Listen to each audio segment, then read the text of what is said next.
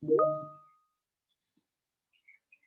right, everyone. I'll just wanted to say hello and welcome to our webinar today. I think we've got a few attendees already. Hope you've all had a good week so far. Thank you all for taking the time to attend this webinar today.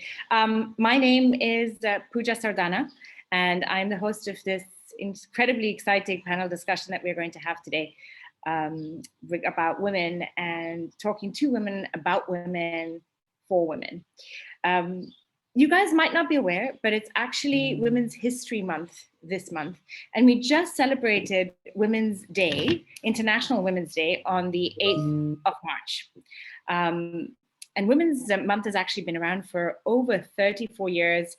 And it was created to highlight women's achievements and discuss continuing and emerging women's empowerment and gender equality issues, their concerns, challenges, commitments, and honestly, what better a platform than this to discuss some of the most pressing issues that women have and face today. I myself, I'm a mom, I'm a sister, I'm a daughter, I'm a wife, and as well as all of us know, what we face on a daily basis is really quite something. And this year especially has been an exceptionally trying one. But I think the one thing it's allowed us to do this year is to take time to focus, to reflect, and to plan for this uncertain future. And before we really get started to talk to the rest of our panelists and to our experts, I have a question for all of you to think about. It's one of those things that we consider, but we never really vocal about. How many of you know someone, either directly or a short degree of separation away, who has suffered from cancer? How many of you have at some point, had that flash of a thought, had felt a small lump in your breast, or thought you did, or got worried that month that your cycle wasn't regular, or just had that slight fear? Well, you're definitely not alone. And your thoughts, they don't go unwarranted, because 1 in every 3 women will be diagnosed with cancer in their lifetime. And that's an incredible figure when you look at it and you look around you, to think that 1 woman out of just your surrounding women is probably going to get diagnosed with this disease at some point. Cancer doesn't discriminate, of course, like any other disease. We know so many women who've had to go through it. We've got celebrities like, Angelina Jolie. We've had tennis stars like Martina Navratilova. We've got athletes like that, Manisha Koirala. And many of them have come out the other side just fine medically. And sometimes, but what we forget to look at is the other factors that get affected in our lives. And when somebody close to us also gets that dreaded diagnosis, we don't really think about how we're going to deal with it that way. This afternoon, we are really fortunate because we have a group of experts to share their knowledge, their experience, and their stories on this incredibly important topic that we often find quite difficult and uncomfortable to talk about. We're here to talk about women and cancer, what we go through physically, emotionally, mentally, and socially, and how to ensure that our lives don't get completely disrupted by it. I'd like to kick off this discussion by introducing our panelists that we have today. We're joined by a group of exceptional women who are experts in their field and who have incredible stories to share. We have Dr. Amala, who's a specialist obstetrician and gynecologist at Prime Healthcare. With over 15 years of experience, Dr. Amala is actively involved in research and has presented several research papers in national and international conferences, and also has several publications to her credit. She continues to organize and participate in several international conferences and training workshops, along with the EOGFF, the Emirates OBGYN and Fertility Forum. Welcome, Dr. Amala. It's so lovely to have you here. Following Dr. Amala, we're very lucky to have with us Mrs. Usha Lamba. She's a school head who has led an extensive career in the field of education, both in Dubai and in India. She's a veteran in the field of education, has been involved in teacher training programs, and is a much sought after consultant in helping new schools who are new to the IB program to set their curriculum and their spiritual development programs. A few years ago, Mrs. Lamba got the crushing news. She was diagnosed with ovarian cancer. She faced a trying journey navigating this disease and has graciously offered to share her beautiful story with us. Thank you and welcome, Mrs. Lamba. Mrs. Lamba's story could not have been complete without the support of Mrs. Nazneen Abbas, our next panelist. She's a veteran of the financial industry, and Nazneen is an associate vice president of the Continental Group and has been advising clients in a range of financial services for over 30 years. She's a dynamic individual, and Nazneen believes in leading from the front, is passionate about spreading financial awareness and the need for proper financial planning. Welcome, Nazneen. Finally, to give us the much needed respite from and prevention tips, we are joined by Forum Shah. She is a professional yoga teacher and a founder of Yoga Works by Forum, who made a career transition from goal-oriented corporate life to peace-oriented yogic life. She's a certified yoga teacher from one of the oldest and most prestigious schools in the world, the Yoga Institute, based in Santa Cruz, Mumbai. Her knowledge and passion for yoga, along with her desire to constantly master the skill, made her choose the path of teaching for other women to imbibe healthy and happy living. Welcome, Forum. Let's start at the top. I wanted to make sure that we could try and cover as much information as possible through this lovely panel. Cancer is a very broad subject, and with all of the information and awareness around us, we are probably all aware of the main lines, breast cancer, and just the top ideas of it. But female reproductive cancers, of course, aren't limited to this. Dr. Amala, we'd love to hear from you. Can you please share with us what are the main variations of female reproductive cancers?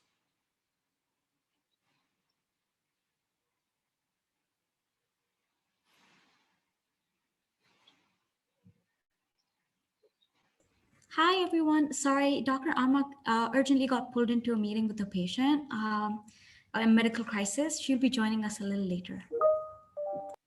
Sure. Instead of looking at the medical side first, then in that case, Mrs. Lamba, since you're here, you have so graciously offered to tell us your beautiful story. We know that you had been diagnosed with ovarian cancer a few years ago. We're so lucky to have you here.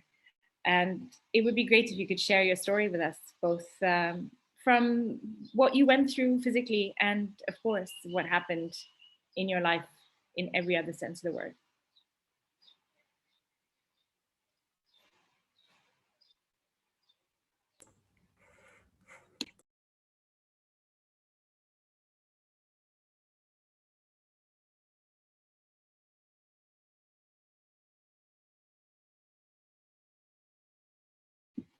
Mrs. Lamba, I think your mic is off. Can you please unmute it?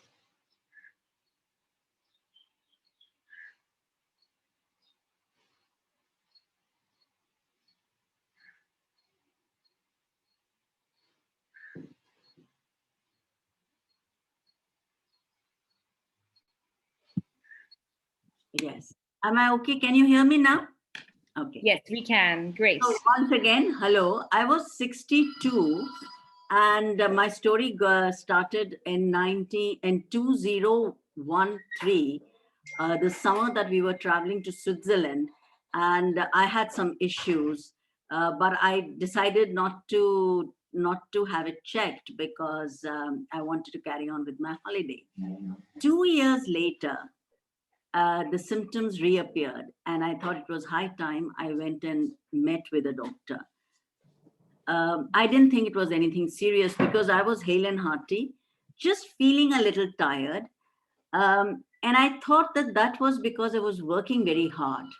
So my life was absolutely fine and moving well. So out of nowhere, I got this news that we've got to screen you now because all's not well with you. So my first question was that, well, I'm feeling fine. So what's wrong? It can't be something so seriously wrong with me that you all are referring checks after checks. So they did. So they did tell me that there are all kinds of cancers, and you need to have your checkups done. We hope it's nothing serious, but your history is a little frightening because you did have a couple of times earlier you had the symptoms and you didn't have it checked. So that really frightened me and my husband. My husband had just retired. We just got back from Dubai, and now we were looking at settling down into a retired life. They were my last 2 or 3 years of working, so I was kind of really shocked. And then when I went to the doctors, they started. I was operated in 2 installments. The first was more investigative, and the second one was when they were sure that it was something that needed immediate attention, and it was a big operation. So it was frightening. The fear was that I don't know what they're going to find, and how long am I going to be ill, and how are these, if it's time for me to say goodbye to everybody, why should I drain all of them emotionally and financially? So let me go peacefully without any intervention. Now, that was not acceptable to the family. Family meant my husband and my young son. I could hear my son offering all his savings to his father. So, and that was upsetting me tremendously because I just didn't want to take away all his savings and then have no hope of survival because nobody knew exactly what was wrong with me. And the doctors kept saying, no, you'll be all right. Be positive, be positive. But we can't tell you much till we open you up. So it was like, you know, it was very hard time for all three of us. My husband was, I could see him visibly upset, but I could also see that he was now trying to rope in family help. He was trying, and he was looking at a long-term uh, issues to run a home and look after me and things like that. On top of that, I could hear my son, and I started worrying because I heard him talking about money. So I did tell my husband that, why do we need to really, do we really need to go? Because we are all born to die. So it's okay if I'm going. And he said, don't say that again, ever. It kills both of us. So, and that's when I realized how tense they were. And he said, don't you worry, I'm not going to touch a penny from your son's saving. I have enough. We've, got our insurances in place. And so money is the last thing you need to worry. You just need to keep happy and supportive and support the doctors to treat you. Don't say, I don't want to be treated. But that's what I was fighting for. I said I didn't want to be treated because I didn't want to die an unnatural death or on the table. However, I was just clean fortunate because I was operated. The operation went smooth, and I was perfectly fine. It took me 2 years to get back to my absolute normal life. I resumed office about four months after my operation. But I must say, all the people I worked for supported me. My husband supported me a great deal. It is an emotional drain, not just for you. It's an emotional drain for the whole family. Everyone was suffering silently and quietly, wondering what next. How are we going to move? The doctors had no answers. They said, we are going to treat you. It is an ovarian cancer. We don't know the extent of spread. So be ready. We have the best of medicines. You are going to survive.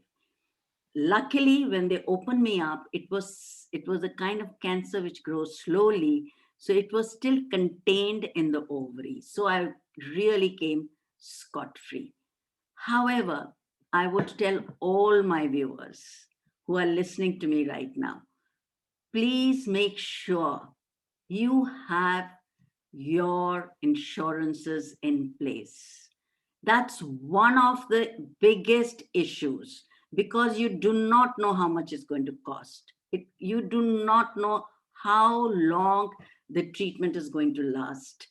But if one of your issues that you can definitely look after is through insurances, and the other, of course, your family then has one less issue to worry about. And you are, as because at that point of time you have kind of accepted the fact that I'm going, and so you tell yourself, I'm going, but I want to leave my family happy. I don't want them to be upset. So I'm going to be brave and I'm going to look after myself. And that's my story. And then it doesn't end with just the operation and you're getting back. I'm absolutely fine. I'm just one of those very, very lucky women who has no issues today. And I'm 70 today. So it's going to be, I'm not 70 yet, another year to go, and another year of still being screened for possibilities of a reoccurrence in any other part of the body. So it's also a trailing, because so far I was strong. I wasn't really visiting doctors every now and then. However, now it was mandatory that I visited the doctors. First it was alternate months, then it was 6 months, then it became a year, and now it's going to be the last year when they said for 8 years we need to be very careful with you, and after that you're free. So I'm assuming I'm free. However, it's a difficult time. It depends on you, on how strong and how positive you remain, and keep living your life absolutely normal. Believe you're normal. Believe you are giving happiness to your family and people around you. I think that is the mantra of getting well. Thank you so much. Any questions? Thank you. And how encouraging that you're nearly there. One more year of checkups, and that's Absolutely. all it is. We're very lucky we have the doctor back with us as well. Yes. And she could share some of the medical aspect as well. Doctor, welcome to the panel. It's lovely to have you here. We wanted to get some medical insight as well. Mrs. Lombard told us this beautiful story about how she contracted the disease and how she had to deal with it emotionally, and even from her family. But from a medical standpoint, it's such a broad topic. I'm sure the women who are listening would love to hear what are the main types of reproductive cancers, and how does it even come about? Okay, so in a general consensus, as of early 2019, the most commonest cancers in women are first and foremost breast, gastrointestinal tumors, which come next, and lung cancers, which come third. But in reproductive age group, in the reproductive cancer category, the first and foremost cancer killer for women is breast, followed by cervical cancer, followed by uterine cancer, and then ovarian cancer. So this comes under the range, and women should first and foremost be aware that your body, a normal healthy body, carries a certain percentage of cancer cells in all of their organs. These are cells that are dying but are refusing to die. So these grow and multiply, but they are at very minuscule levels. If you lead a very healthy lifestyle where you balance your physical, emotional well-being and physical well-being properly by a proper diet, nutrition, and taking good care of yourself, you don't allow these cells to propagate and to get the freedom to multiply and grow and form a life-threatening cancer. You can easily detox your body, and that's why detoxification of your body is extremely important to live a healthy and a happy life. Thank you for that, Doctor. I'm sure there are several factors that increase a woman's risk of developing these cancers. Now, the most Could you important, highlight what? sorry. Go ahead, please. We would love to hear what they might be. Well, the most important cancer is the breast cancer. I don't know whether the incidences of breast cancer have risen because of active involvement of groups and social groups making it important for a woman to get screened for any kind of breast tumors or hidden tumors. And the diagnosis has now, incidences of the breast cancers have increased from 13%, which was before 2018, with a recent cancer report of 2018, the breast cancers are up to 25%. That means 1 in 4 women will suffer from a breast-related disorder or malignancy. That means if there are about 90 participants over here, you divide them by 4, those people in this particular talk will suffer from breast-related malignancy. Now, that's why surveillance is extremely important. And the second most commonest cancer is the cervical cancer, which I want to talk about in detail. But first, I will answer your questions related to breast cancer.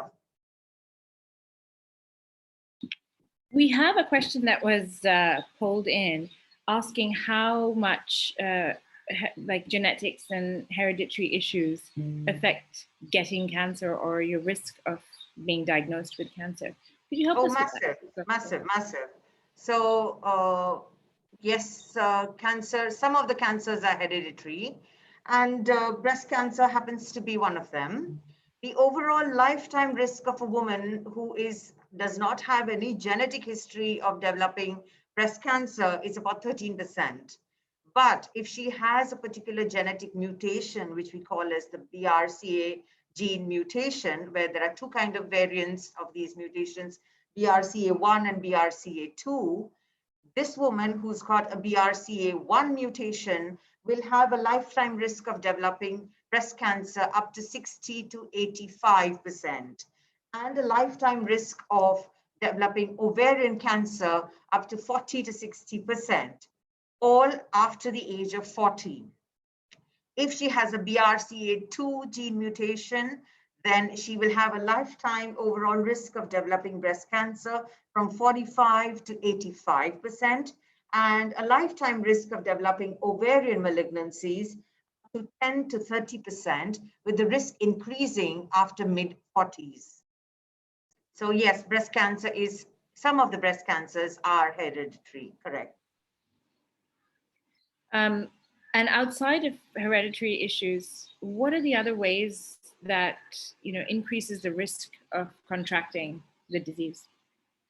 The breast cancer, it apart from hereditary, is not doing regular surveillance and self-breast examinations.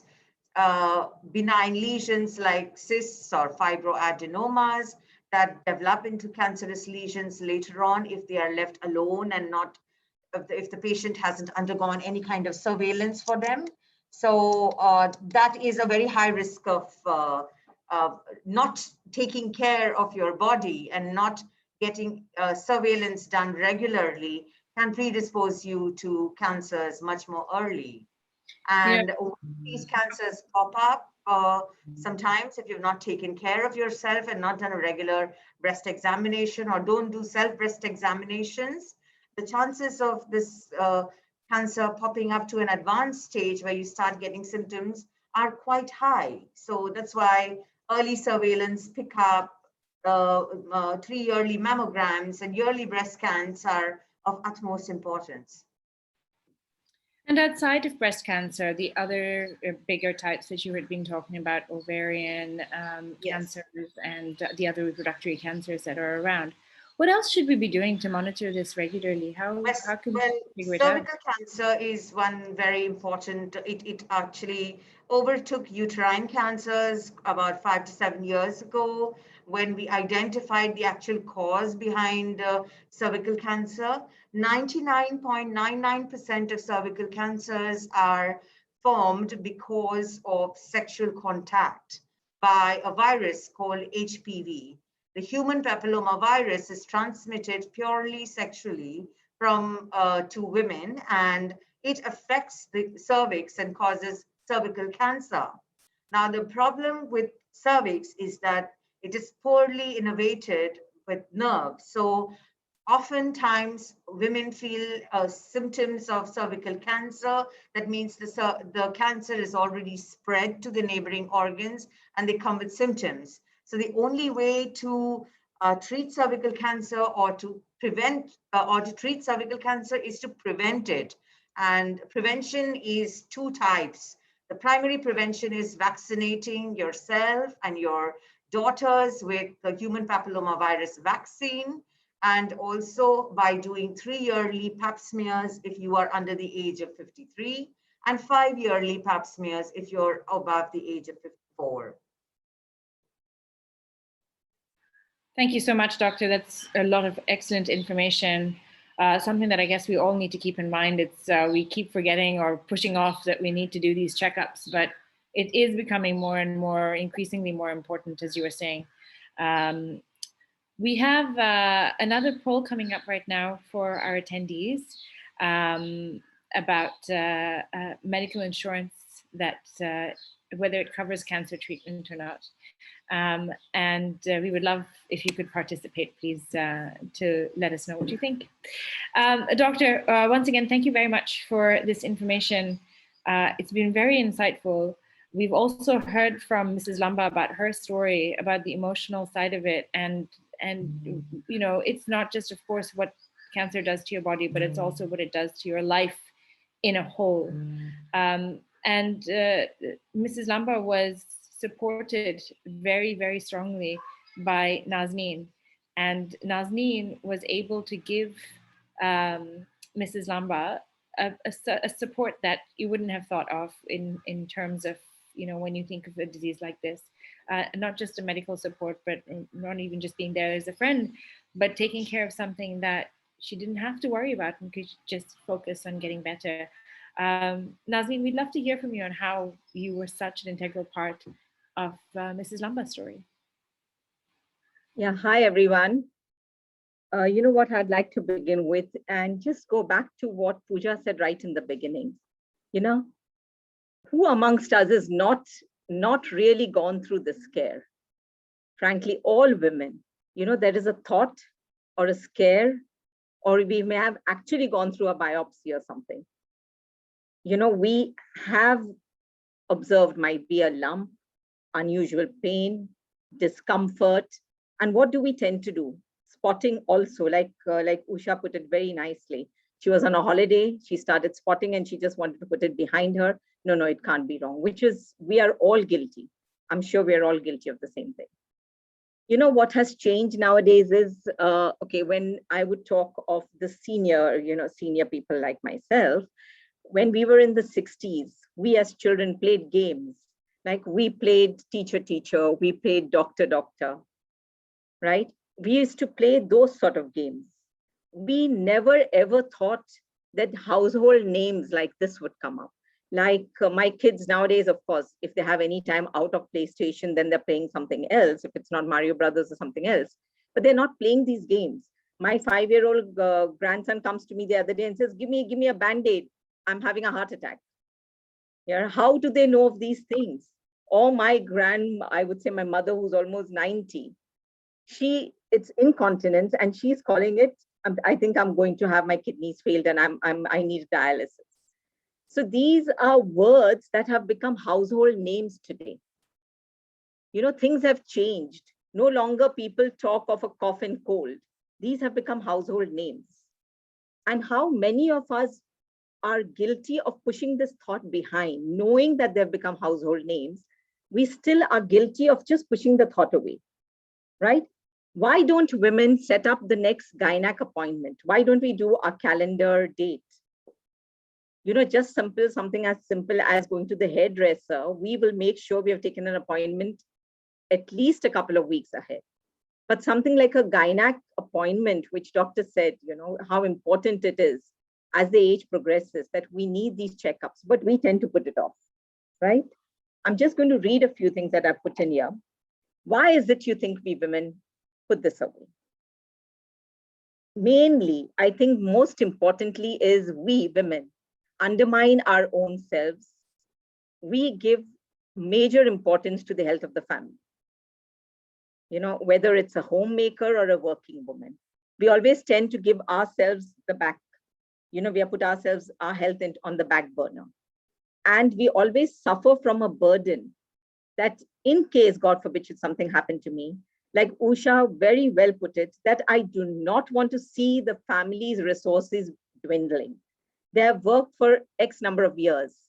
And just after retirement, when they go back to Delhi and they feel, okay, now it's time for me to set up everything and now move on, what happens? And so she's putting it off, saying, no, this can't happen to me.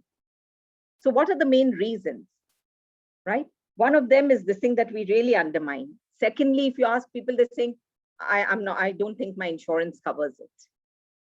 And very importantly, the doctor is here, but most often than not, people fear going to the doctor because they do not want to know the truth.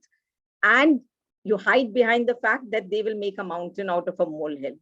It may be nothing, it may be something small, and then they'll ask me to do so many tests. I don't want to face it. It's nothing. It's always better to hide behind that, you know, that it's nothing. All right. And family history, like doctor said, very adamantly that yes, breast cancer could be family history. But I feel that it's not only family history, because I have had so many of my clients that I go to and say, no, it's not happened to in my family. We are cancer free, so I'm not going to get it. Right? But those days, I think things were so much different. Our grandparents never had fast food. They never ate processed food.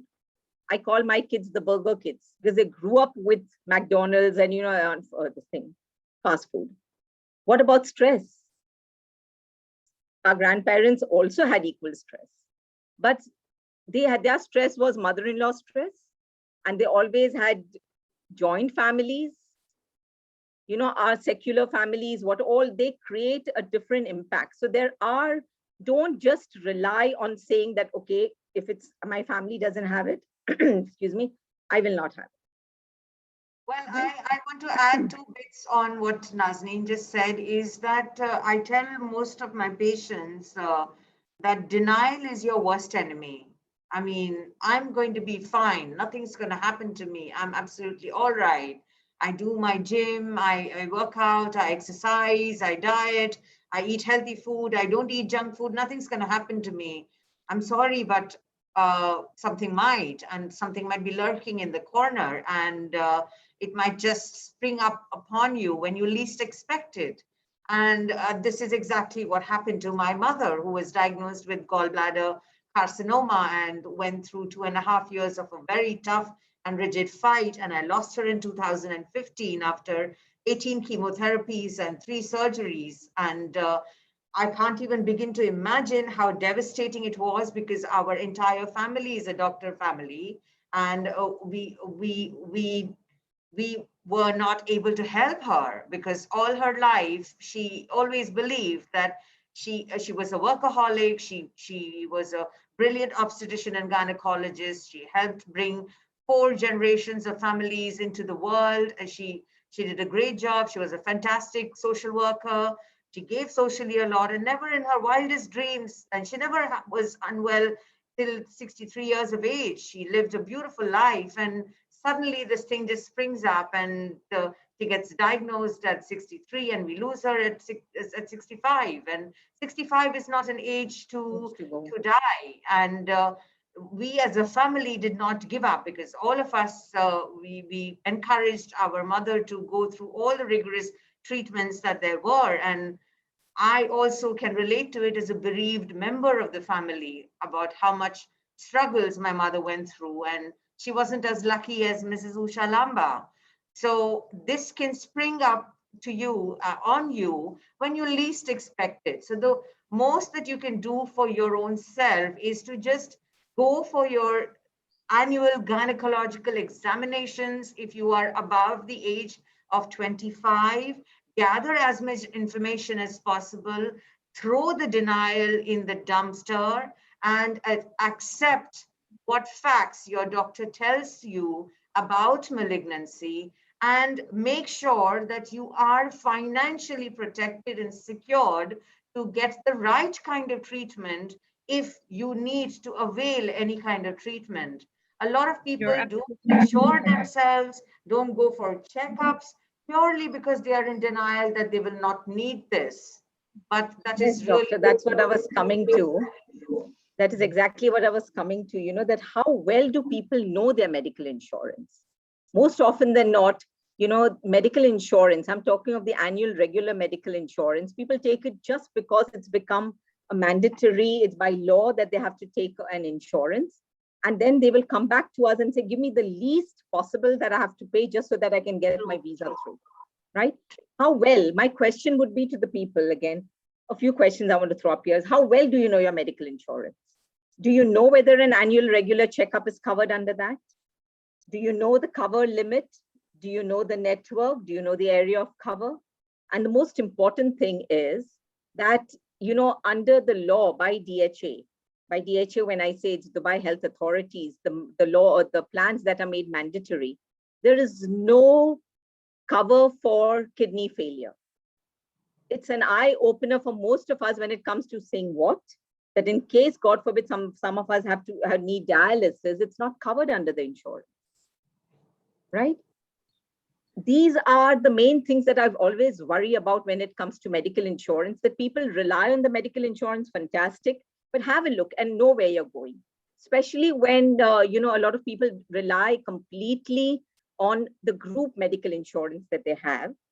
And then suddenly there is pandemic or whatever the recession, and there is a job loss, or there's a relocation. And then you find, oh my God, I have pre-existing, I have got blood pressure and I've got diabetes and I've got this.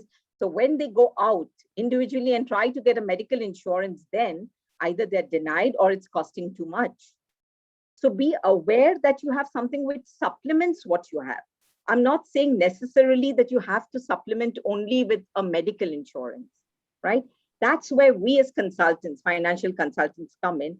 Call up your consultants, find out that if I have this medical insurance, what is the best supplement?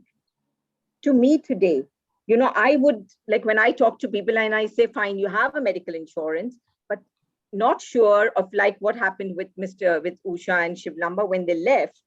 They got their medical insurance from Delhi, but would they get a critical illness cover? The majority of the people do not know the difference between a medical insurance and a critical illness insurance. I'm going to put it very simple, very simple. A medical insurance, basically, why do we feel secure that we have a medical insurance? When one has a medical insurance. Your voice is gone on mute.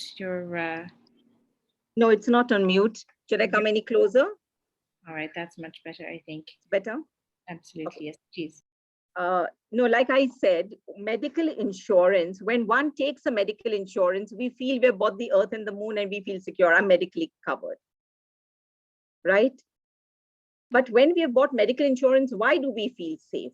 It's because it just gives us that sense of security that tomorrow, should one of us fall sick, all right, my DIVA bills, my rent, my school fees, my EMIs, my whatever my monthly installments will still be paid, because my finances will not be drained just paying on the medical cover, correct? Now, being with due respect to the medical profession, I always call the medical insurance more of a security, okay, that tomorrow should something happen, the doctor's bills are definitely paid because the medical insurance will take care of that, correct? So I always say that the medical insurance is securing the doctor's family. The doctor's family will not in any way have to worry about having to pay the bills. But what happens if that same medical condition where the bills are paid to the doctor, but it is an interruption to my work? The pay packet that I take home on a monthly basis, which pay all these monthly installments and all my monthly, is disrupted. It could be disrupted, not I'm saying that you as a bread earner, whether it's man or a woman or the bread earner is the man or the woman, today it's equal. it's not only as a bread earner, but any member of the family, the emotional impact it has, right? I'm going back to the claimant story, right? If they were working, would it be possible for the husband to say, fine, why don't you just go for a chemotherapy, right? And I will meet you for coffee after that. No, he has to give up his work. He has to, whether it's a businessman or it is a professional. And most of the businessmen here, I would like to bring up a very important thing here is that, business people feel that, nay, we don't have to worry. It's okay for us. We don't need that lump sum because ours is a business. In fact, it's absolutely the contrary. A professional knows exactly what their income is. Okay. And am I gone off again? No, I was just saying, you mentioned a lump sum. Can you talk to us a little bit more about that and what it is? Yeah, I'm coming to that. I'm coming to what exactly the critical illness is. But my point being over here that a businessman never has cash. Okay. With all, again, due respect, a business person, when he sees money, he starts another business. He starts buying another machinery or factory or something. A professional and business people both need a lump sum. So what I was coming to is, what is critical illness? How is it different from a medical insurance? Medical insurance pays your bills to the doctor. Critical illness ensures your ability to earn an income, right? In case you cannot, there's a replacement of that income that you have lost. Like our claimant said that it takes almost 2 years to get back. Correct? If she was the bread earner or this hit a bread earner. So that's the major difference. I'm talking of a critical illness. Do not confuse, because majority of the times when I go and talk to my people, they say, we have a good medical insurance. Why do we need critical illness? But they're two different things. The two, one hand of, you earn an income, one hand goes into your pocket to pay the bills. The second hand goes into securing your family. So critical illness to me is, I call it dignity insurance. I call it dignity. You do not in any way have to spread your hands to any family, friends or anybody, because your insurance would take care. The critical illness that comes in lump sum would take care of that. Sorry, Usha, Pooja, you were saying something? I was saying that's very encouraging to hear, and I think a lot of our attendees have not been aware of that. In fact, I think we had a poll question that came out earlier, and 18% of women didn't think that their insurance that the insurance covered cancer treatment. So yeah. It's quite an eye opener for everybody, and it just goes to highlight the importance of not just planning, from a medical perspective, but also looking at the other things that come into play, like Mrs. Lamba was talking about, how there was so much more, that it was about her family support, about everybody else who had to give up a bit of their life as well to make sure that she could focus on getting better. And then what the doctor was saying as well about how it's not just a typical kind of cancer or one specific thing that you have to look at, but there's so many different parts that come to play with it. I just wanted to, I'm sorry, Pooja, to cut you short, but I wanted to just make you aware that cancer is like a ball. Approaching it medically is just one aspect of it. Approaching it financially is another aspect of it, and protecting it is another aspect of it. So as a medical professional, I just want to highlight the prevention and the protection part. So as per the guidelines. Thank you. Yes. So I am a firm believer in the fact that prevention is better than cure. Cervical cancer, or cancer of the mouth of the uterus, is caused by 99.99% of the times caused by human papillomavirus, which can be easily prevented. So I'm just going to give you a few pointers here. Prevention is better than cure. Vaccinations for cervical cancer are available. They are not covered by insurance, but then life is far more precious than fighting it out with the insurance company to cover your vaccine coverage. So girls as young as 9 to 13 years of age should be vaccinated with 3 doses of cervical cancer vaccine. They are spaced 2 to 4 months apart between the second and the third dose.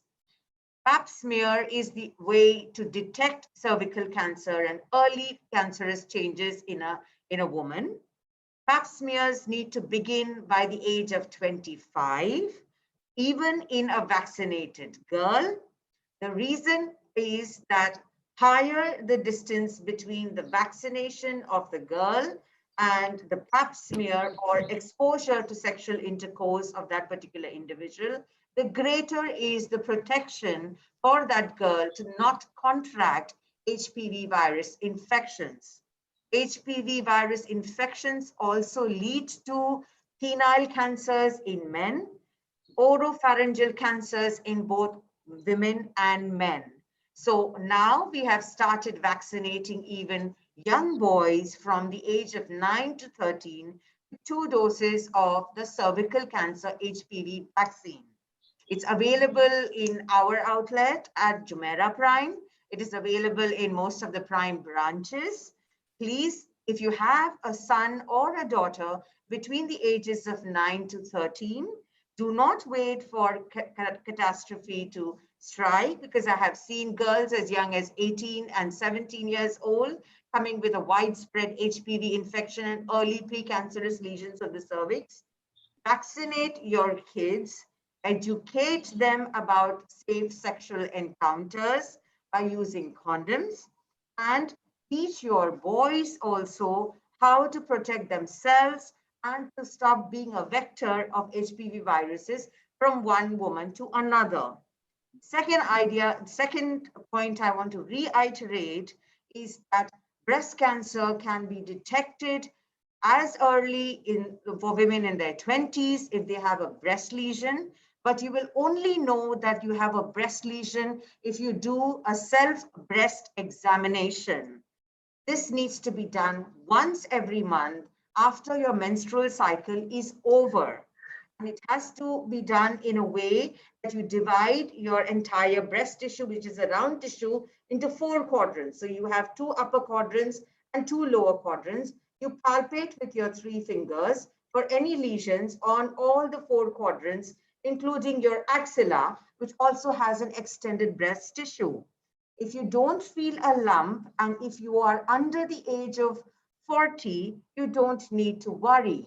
But if you feel a painless lump or a painful lump in your breast and you are under the age of 40, you must visit your gynecologist to have a detailed examination and also an ultrasound, or if suggested, a mammogram by the doctor. Now, it depends on the coverage that you have for your insurance that your insurance may or may not cover. But the key to treating cancer and avoiding cancer is only by constant surveillance and constant checkups that you need to go and stop living in denial. Thank you so much, Doctor. You very well noted. I think that it was really, really useful to get that information down. You know, as you said, planning and prevention, they really go hand in hand to making sure that we could beat this. And just a perfect segue as well to talk to our next panelist too, who is really the master of prevention of this horrific disease. You know, lifestyle and diet have such a huge part to play in making sure that we can stave off this diagnosis. Forum, we would love to invite you to the scene right now. You're an expert in yogic lifestyle, and we would love to hear how you can shed some light on what we can do to help prevent getting cancer. Hello, everyone. Namaste. Thank you for roping in, firstly, for this wonderful initiative. Means, you know, I'm really grateful. And also the kind of information, the insight that I have got from Mrs. Lamba, Nazneen, and Dr. Amla, it's amazing. Really helpful. Okay, I am a yoga teacher, and I'm here to show you all some yoga poses and breathing techniques to help prevent cancer. Now, yoga, we all know that it is not a workout, rather it is a work in. The yoga poses, the breath work, the meditation techniques that connect you with yourself. And, you know, all these put together help in combating the diseases, you know, physically and mentally. We all know that, you know, how cancer, it drains you physically, financially, and also mentally. So emotionally, when I say mentally is emotionally.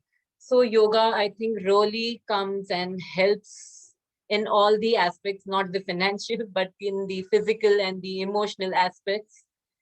And, we know that, yoga helps in flexibility, in stretching. Now, how it helps us in combating these diseases is when we are stretching or becoming flexible or stretching our hand out or a leg out, we are removing the stiffness, the blockages that our body has with our mundane, regular routine activities that we do, which we all shorten the muscles. The yoga will help you lengthen those muscles, remove the blockages, and thereby you see better flow of energy. In yogic language, we call it the prana. The prana, the life force, the energy, the blood circulation improves throughout the body. And thereby you see better flow and reduction in, those stiffness, blockages, and thereby, you are preventing the diseases to become home, to make a home for itself in that place, in that area. And, also when we talk about, this was the physical aspect. And when we talk about the emotional aspect, the pranayams, the meditation techniques help in reducing stress and fatigue levels. Not only for the person who is suffering or, like the patient, but also the family members. And these exercises are preventive ones, I would say. So it is not that you wait for something to happen to you and then you come to yoga for rescue. Rather, you make yoga as your lifestyle, and you can, totally prevent these illnesses to come to you. And, when we say we are taking care of the meditation techniques in yoga, how they help in reducing, because we all know that firstly, uh, all the diseases, all the negativity, they start here and then they come down in the body. So when we take care here, we are fine physically. Okay, now I would like to demonstrate few very simple exercises which can be done by anybody and everybody, sitting or standing, but that would help you firstly in your breast cancer, because we are talking about two cancers here majorly, breast cancer and cervical. So firstly, I would demonstrate for the breast cancer. You can do these sitting also, hands by the side of your body. Inhale, extension of your spine. Exhale. Inhale. Remember that you're breathing from your nose. Exhale. You can repeat this 10 times. Inhale. Exhale. The next one would be, bring your hands together in front of your face, joining your elbows. Inhale. Exhale. Inhale. Exhale. You can put your hands behind your head and join them in front of your face again, the elbows. Inhale. Exhale. Inhale. Exhale. The breath work along with your movements is very important. So that is why I am concentrating a lot of emphasis on the breath work. Inhale. Exhale. Inhale, raising one hand. Exhale. Inhale, stretching your hand out. Exhale. Inhale. Exhale. And repeat it anti-clockwise. Inhale. Exhale. Inhale. Exhale. These were the stretching exercises, a few ones which are very simple, can be done by everyone regularly. Just 10 minutes is good. So these were the stretching ones. Now I have one strengthening exercise for your hands. And I would like to show pranayams after that. Strengthening exercise is also very simple. Just have like a wall or a cupboard in front of you. 1.5 feet distance, stand away from the wall. Place your palms at shoulder level and exhale, push the wall. Inhale. Exhale, push the wall. Exhale, push the wall. That's how you are strengthening the upper body muscles. When I say upper body, it includes your chest and hands and shoulders, which are all related to your breast. And with regards to your cervical cancer, the pelvic floor muscles are very important and you strengthen them with age and maybe also pregnancy. Many women lose, there is the pelvic muscles get loose, weak. To strengthen them, the first one that I would say is the Bhadrasan, the butterfly pose, very famously known as. Sit straight with your feet, the soles joining each other. You can hold your feet and slap. Do this every day, like for 30 counts. That is good.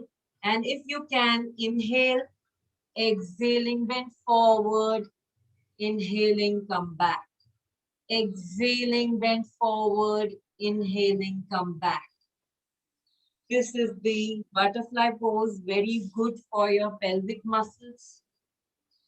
And the Kegel exercise is very famous. Kegel exercise is also very good for your pelvic muscles. They really help in strengthening.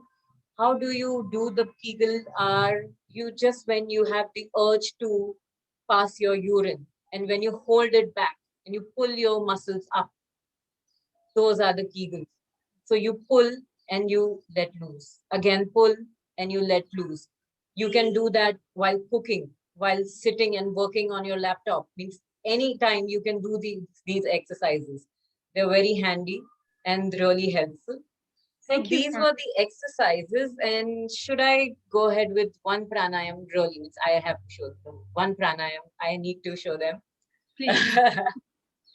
Okay. This pranayam is called the alternate breathing and alternate nostril breathing, known as Anulom Vilom in Sanskrit in the yogic language. Now it is called the king of pranayams. It is very simple and they do this every day, no matter what, irrespective. Okay, irrespective as in you should not be having cold. That's the only the time that you would not be doing this.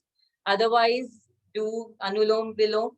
The mudra for Anulom Vilom is this of your right hand, ring finger and thumb. You're going to place it on your nostrils. You will always start with your left nostril. So inhale, exhale. Inhale, exhale. That was one round. When you start with your left nostril and you also end with your left nostril, that is one round. Every day, 10 rounds are good first to start with. Forum, you're giving us lots of wonderful homework for us to do. I think we're all quite keen. Believe they're going to be really helpful. Especially, of course, if it helps us to in any sort of prevention at all. This is Absolutely, very absolutely. Thank you very much, everyone. We have got Thank some you. of your questions on the Q&A that we received. Lots of questions for the doctor, lots of questions like, if you can get vaccinated after you've already had the HPV virus, etc. We are definitely going to get back to you all via email with this. So don't worry, your questions will be answered. And we're really quite happy that you all could join us today and really thankful for your attention. I'd love to hear a couple of final things from Mrs. Lamba and from Nazneen. Mrs. Lamba, do you have any last few words of advice for all us women who are watching today?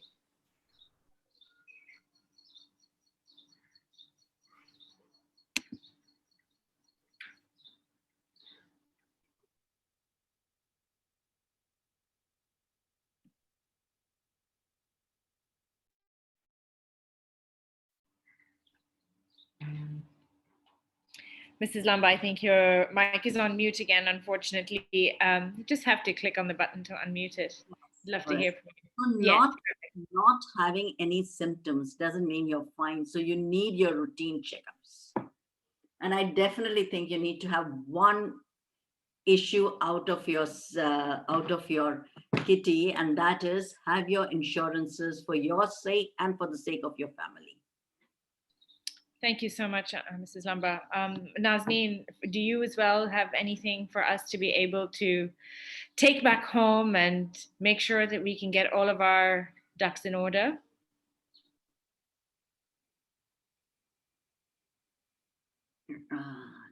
Yeah. No, I think Usha has said it for me. Please make sure that your finances are in place and get this image or the thought that it's expensive. There are variable plans that could fit any budget. Let your financial consultant talk to you. Do not just push them away saying, no, no, no, we have life insurance, or no, no, no, we have the insurance. This is the myth that they have some insurance, they've bought life insurance or something small somewhere in the world and they feel everything is covered. So that's my just the closing statement is call on your financial consultant and sit down with them and let them go through it and tell them what is the shortfall. That's all I'd like to say. Thank you so much. Thanks a lot, Nazneen. Thank you all for your attention, and especially to our panelists who have really taken the time to share the experience and their knowledge with us this afternoon. Thank you, Doctor. Thank you, Forum. Thank you, Mrs. Lamba. I really hope this sheds some light on the topic today. Before you sign off today, we would love to hear back from you. We have a short survey that you can do that you can help us with, and we would love to get your feedback to make sure that the next webinar that we do is going to be just as informative and have just as much impact as this one today. We will be getting back to you with all of the questions. Nazneen, I see that we've quite a few questions as well from a financial perspective too, so we would love to hear from you guys on that. And we should be able to get that to you by end of day or tomorrow.